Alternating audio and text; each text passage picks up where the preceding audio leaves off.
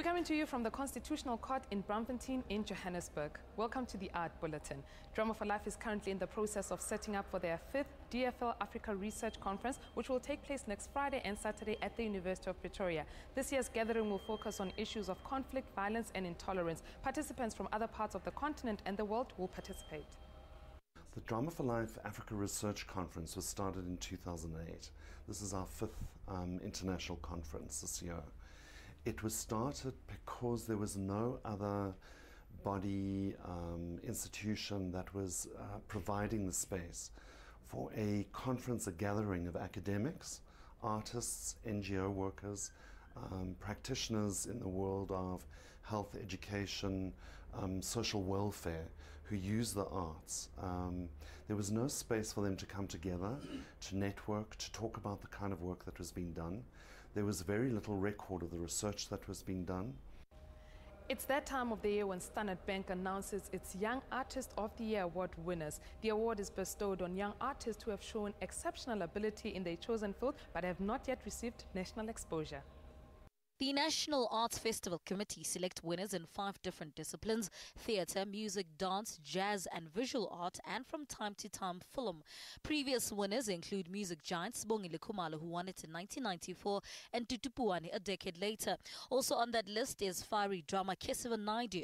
Theatre has seen winners such as Jenny Young, while Michael McGarry took the Visual Art Award in 2010.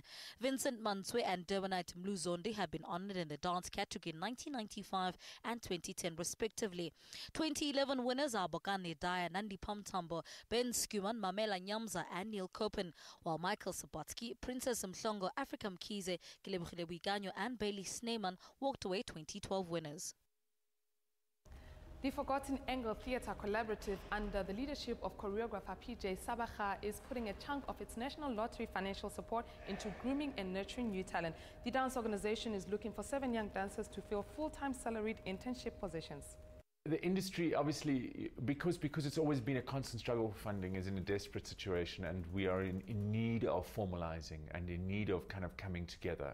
So when companies like ours, and there are a few others, have funding from lottery and from other sources, it means that we can start interacting, start talking to each other, start offering formal and informal training programs to develop the new voices of South African dance, the new talents, the people who will take the industry forward and build their capacity, not only as artists but as administrators, as thinkers, as activists, so that they are able to take charge of their own future. Mikhail Sabotsky's Retinal Shift will open at the Iziko SA National Gallery at the end of this month. The 2012 Standard Bank Young Artists for Visual Arts exhibition centers on a 4-channel film installation. The opening work on the show is a self-portrait that Sabotsky made with the assistance of an optometrist. High-resolution images of his left and right retinas are placed side by side. Sabotsky says Retinal Shift extends this motive of looking while not seeing, exploring it through Grahamstown's history, a contemporary surveillance society. Photographic, video and installation works will complete the exhibition and present an entirely new body of work. Singer Kamakwini is all set to launch her new album, which is appropriately titled The Rebirth, next Saturday at Arts on Main in Johannesburg. The singer will, through the album, introduce her fans and followers to her new sound, her new image and her new producer. In any religion or in any culture, we talk about rebirth. But Christians, they say born again or something.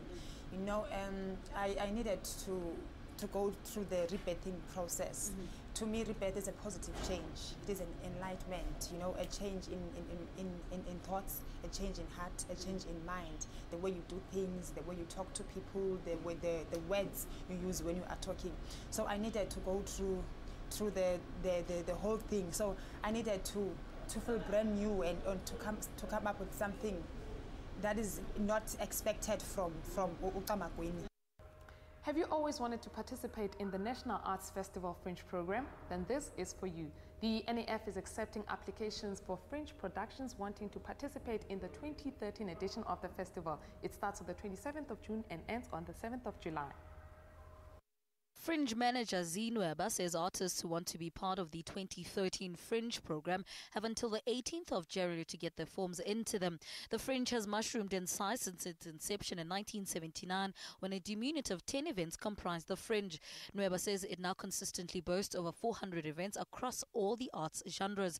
Disciplines include children's theatre, film, comedy, drama, physical theatre, dance, cabaret, visual art, performance, poetry, music theatre, and the full scope of music genres. In 2010, author and photographer Gerald Garner released Spaces and Places, a guide to Joburg's hidden gems. The book documented some structures and spaces that weren't quite popular but had serious tourism hooks. Later this month, he'll launch Spaces and Places 2.0 because so much more has happened over the past 2 years. By the beginning of this year, I realized that the first book would sell out, and the question was, do I just reprint or do I produce a new book?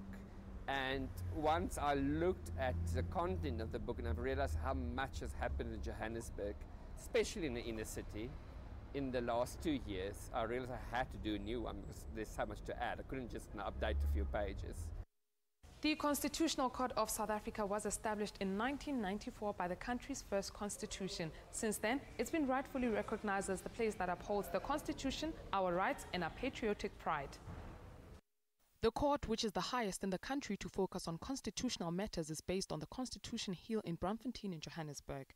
The court structure is South Africa's first major post-apartheid government building, which was designed to embody the openness and transparency called for by the Constitution itself.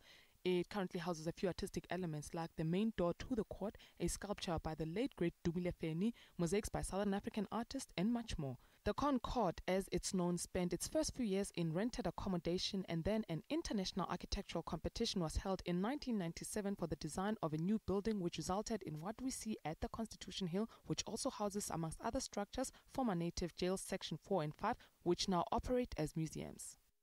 From the Constitutional Court of South Africa, that's how we come to the end of this Art Bulletin. Between now and the next Art Bulletin, we'd like to hear from you. Forward your thoughts and suggestions to morninglive@sabc.co.za. You can also share them on our Facebook page, which is The Art Bulletin, and in brackets, Morning Live. That Twitter handle is @The Art Bulletin. Until next weekend, it's a goodbye from us.